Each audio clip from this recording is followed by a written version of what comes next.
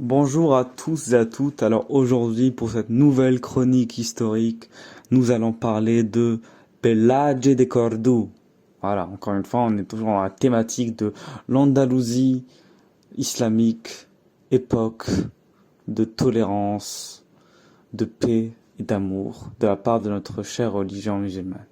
Voilà. Donc, qui était Pelage ou Pelayo en espagnol? Il était né en 911 à Alebos, à Crescente, Galice, est mort en martyr le 26 juin 925 à Cordoue. Donc vous faites la soustraction, voilà. Il était mort environ vers l'âge, on va dire, de 12-13 ans, voilà, à quelques années près. En tout cas, c'est un très jeune ado. Donc, jeune chrétien d'environ 13 ans, il a été martyrisé au cours du califat d'Abderrahman III. Voilà. Donc là, précédemment, on a parlé d'Abderrahman II. Maintenant, c'est Abderrahman III. Donc, sur l'ordre de celui-ci. Et plus tard, l'Église catholique, puisqu'il était chrétien, l'a canonisé. Comme exemple de vertu de chasteté, jusqu'à un degré héroïque. Vous allez comprendre pourquoi on parle de chasteté. Alors, Saint Pelage, oui, parce qu'il a été sanctifié, est fêté dans le calendrier grégorien le 26 juin. Donc, on commence par mettre en avant la biographie de qui était Pelage. Pelage est éduqué donc à Tuy par son oncle, l'évêque de Tuy, Hermogillo. Voilà, excusez-moi pour l'accent et pour la prononciation. Je ne suis pas espagnol.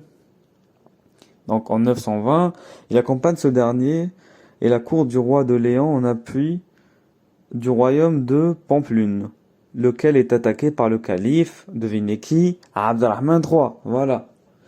Après donc la déroute de la bataille de Valdejanguera, l'oncle et le neveu sont capturés.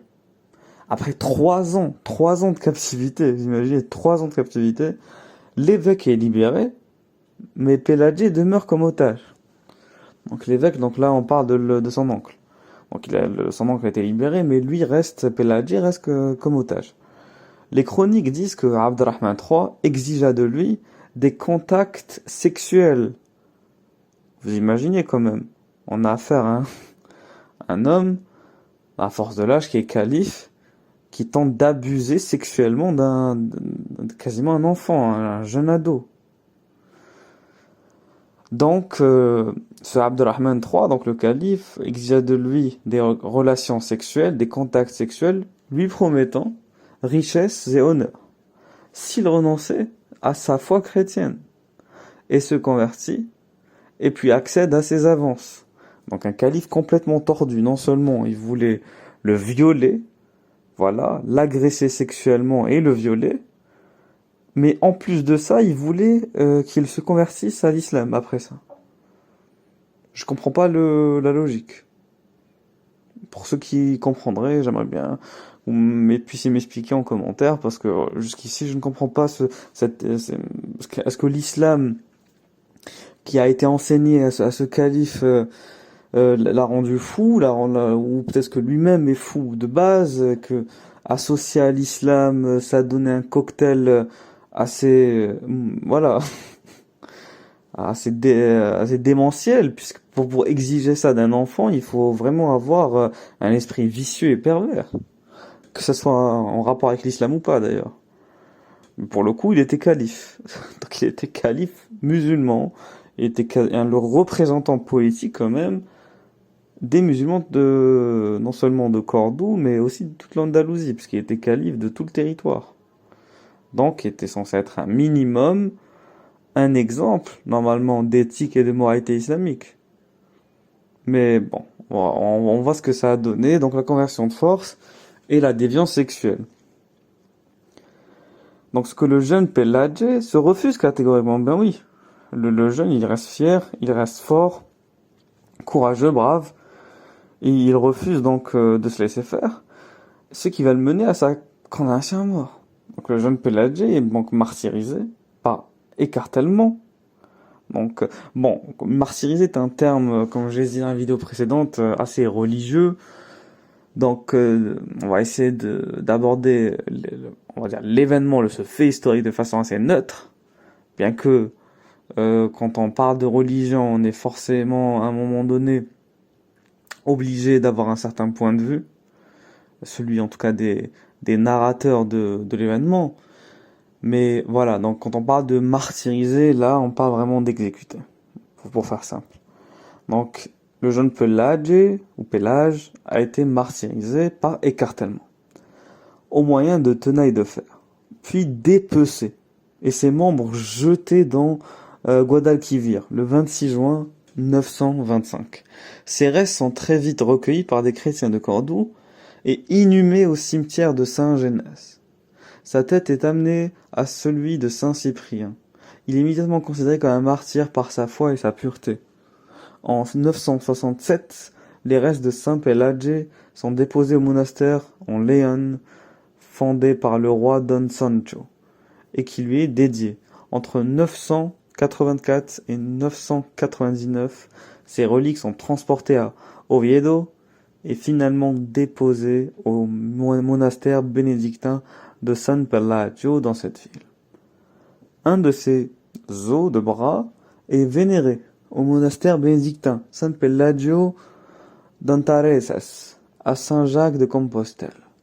Son hagiographie donc indique que durant les 4 années passées, qu'il passe à Cordoue, comme otage, sans que la rançon ne puisse être payée par son oncle évêque, l'adolescent se fait remarquer par son intelligence et par sa foi, ne craignant pas non plus de faire du prosélytisme, ce qui le fait dénoncer justement à Abderrahman III.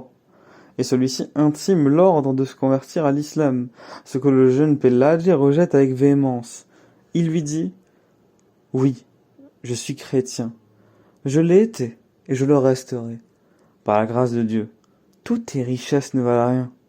Ne crois pas que pour ces choses si éphémères, je vais renier le Christ, qui est mon Seigneur, et quoique toi, tu ne l'aimes pas. » Fin de la citation. Donc voilà, après rapidement, je peux juste, avant de finir la vidéo, donc évoquer très brièvement le fait que son martyr, en défense de sa foi, a justifié justement sa canonisation. Aussitôt, il a commencé à être l'objet d'un culte suite à cela, donc à partir du XIe siècle, alors que les royaumes chrétiens intervenaient dans la politique intérieure des royaumes des taïfas, donc musulmans, plusieurs restes de saints sont déplacés au nord et deviennent des reliques. Et c'est ce qui se passe avec ceux de Saint Pelage, en premier lieu donc à Léon, puis au monastère de Saint Pelayo, donc au Oviedo, qui porte son nom. Voilà. Donc la paroisse de San Pelayo de Olivares de Duero possède un retable peint vers 1532 par Juan Sorreda et d'abord attribué à Topaz. Les premiers des 51 panneaux racontent donc la légende du saint. Voilà pour cette vidéo. Je vais qu'elle soit un peu complète quand même. C'est pour ça que j'ai rajouté quelques détails d'un point de vue, on va dire, institutionnelle catholique religieuse, mais vous avez compris le fond du propos historique. Encore une fois, la religion d'amour, de paix, de tolérance nous a montré à quel point elle était merveilleuse et fantastique, et qu'elle méritait d'être suivie, et qu'on y croit et qu'on y adhère pleinement et totalement. Voilà. Donc je vous souhaite une bonne soirée, une bonne nuit, une bonne journée. Au revoir.